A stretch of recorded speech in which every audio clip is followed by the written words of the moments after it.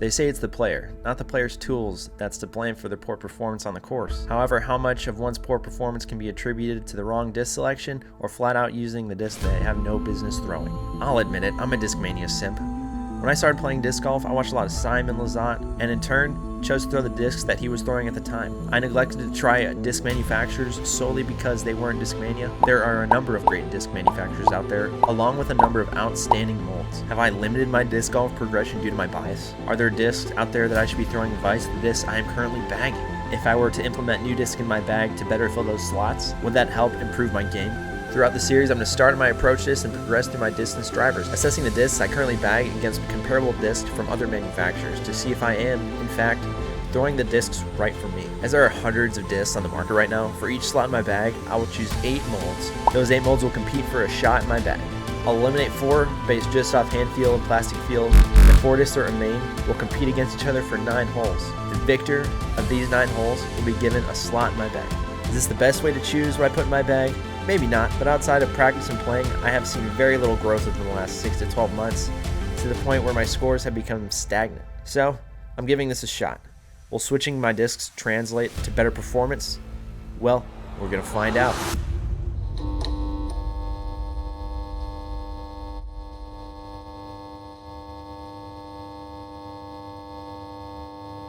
What's going on, plastic addicts? We got a new series here today. So the purpose of this series is for me to build the best bag possible. Right now, it's just kind of what I like in here. And it could be funny too, because there's some manufacturers, not gonna name names, that I don't particularly like the most. The only thing that's not coming out is gonna be my P2s, my putting putters. I'm confident with those nowadays. Well, as confident as you can be putting in disc golf. Let's get to my bag. I'll show you everything I got right now. I'll just run through it real quick. Approach discs. We got 3 zones, different wears. This one's the most overstable, the most neutral, and the flippiest zone. My zones maybe come or go, who knows, but this jawbreaker one, I really think this one's gonna stay. I love this one. I kind of put it in my bag recently, but I've been loving it. All right, now we got mids. My flippiest mid is the Get Flippy Meteor. I bag a Buzz and a Lizotte. These are kind of my neutral flyers. I have this MD3 for like a straight to, I know it's probably gonna fade at the end disc. I actually have 2 of those. I bag this one, honestly, because it's cool. I love Discmania. This one's Murdered Out. I got in a Christmas mystery box. R-Pro Rock.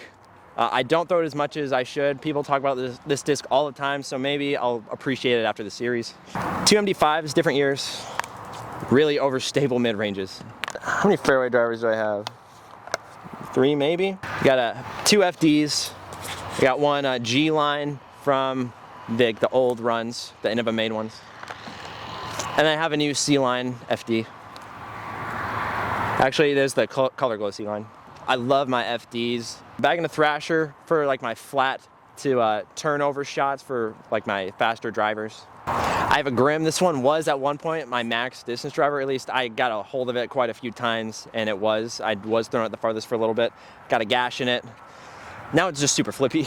And then I got a Doombird 4 for a crazy like overstable utility disc. And then honestly, the tilt I have in here because I played Rip Revenge. I haven't taken it out though. It's staying in there. It's a utility disc for now. I have a feeling this one's not gonna make the bag, but we'll see, we never know. Got a Wraith. Shout out Disc Barn. Shout out Disc Barn. This is like my favorite distance driver right now. And then basically 3 destroyers. I got a DD3. I got like a gummy glow destroyer, and I got a super beefy Paul Macbeth destroyer for when I don't really want like something as overstable as like a Firebird or a Doombird. I want it to be able to get out there, but I want it to bite pretty hard. All right, let's look at this first 9 in. You can see how I'm rocking with my bag currently, and we'll see what I need to improve and change. All right, I'm gonna go my Wraith off the tee. I'm kind of gonna throw it out here flat, and it's overstable enough to where it should come back to the basket.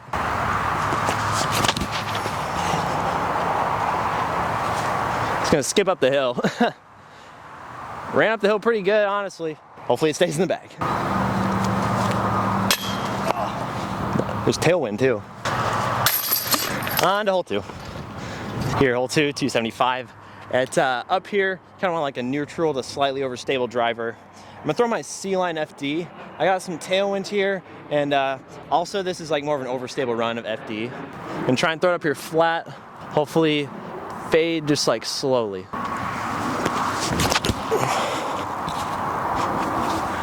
I mean, just didn't get a lot of distance, but it's up there for probably a par. Give a tailwind. I'm gonna throw my more like neutral zone. Just reliable so it can finish the basket predictably. Big bounce, big bounce. I'll miss these. Is that really? Maybe I should get rid of the P2s. Throw a zone again. It's kind of gonna go with the jawbreaker one. It's definitely a lot straighter. It'd fade through this gap right here in the middle down to the basket.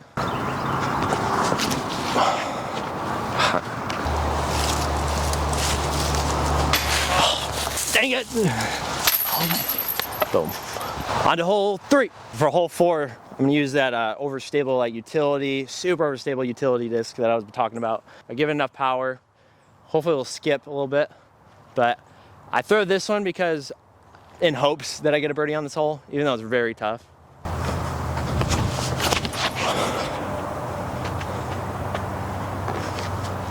Got a big skip, I'm up there.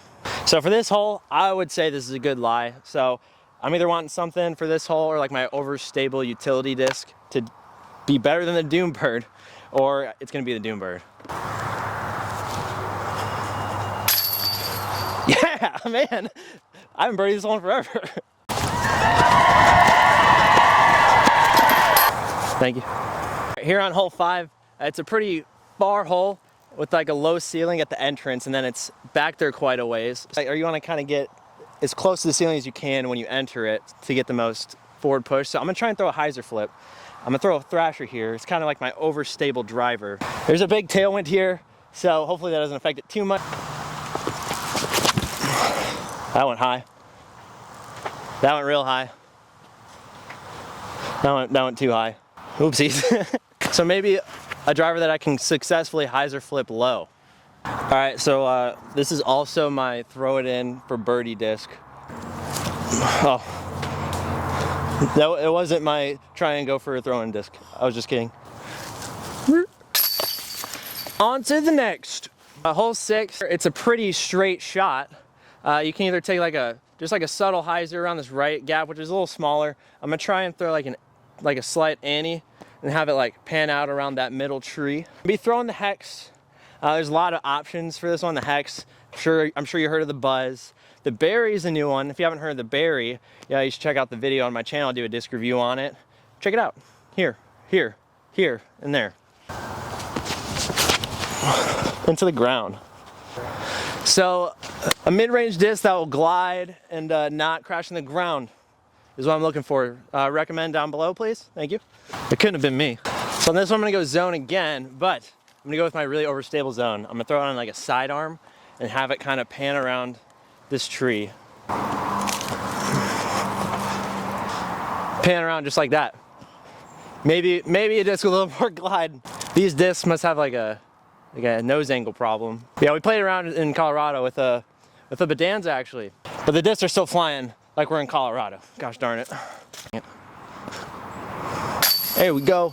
Man, I'm trying to implement that tip that Anthony Bodanza told me. I've been changing my putting style to it. Like he told me like he said he knows a lot of pros doing it on the pro tour. When they like kind of bend back, they like hesitate here for a second so they can like load up and launch. And I've been noticing that when I come down here, like I'll notice sometimes I'll make like tiny like movements in my wrist to like flatten out the disc that I wasn't doing before. And they've all been coming out a lot straighter and a lot faster. Food for thought. Hole 7, it's out there. There's an arrow right there pointing at the basket.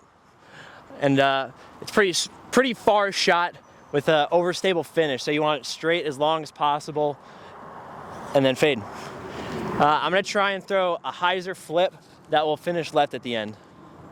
I'm gonna throw the grim. I just held the turn. I put on some hyzer too, not a lot, but yeah, maybe I need something to throw like less hyzer that'll still flip up but not turn over like that, goodness. And this is a shot for my neutral zone on like a spike line for sure. Just don't go deep. A little bit, but I can putt that. On hole 8, It's either pretty hard sidearm with a like big skip to finish towards the basket. I can't get a sidearm out there right now, so maybe I need a disc for that. But for now, I'm gonna throw a turnover with my G-line FD. It's a little flippier than my other FD. Squeeze through. And then fade. Oh, it hit something, but that was a pretty good shot for this hole, I would say. I rarely land up here, so I don't know, it might be risky to say the G-line FD will stay. Maybe not. Recommend below a replacement if you can think of one. I'll go too early. Hole 9, last hole. I'm gonna go Wraith again. As you can see, I've been throwing a lot of the same discs.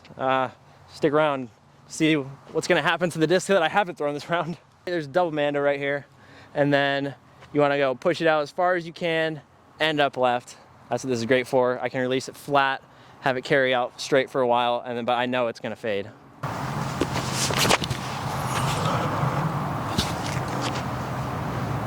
Go. Got out there quite a bit. That was a bomb. I don't think I've ever thrown it so far on this hole. Wraith is staying. Wraith is staying. I don't get to take relief from this hole, right? It's in a hole. Look. Actually, I'm afraid to put my foot in there. That was so awkward. I'm still getting it down. Boom. That's in. Let's talk about the discs. So quite a few discs I didn't throw. Could be because of the course. Maybe I don't trust them enough. Who knows, but let's pick them all out here. All right. Didn't throw my rock. Didn't throw my meteor. Buzz. Either of my MD3s. Either of my MD5s.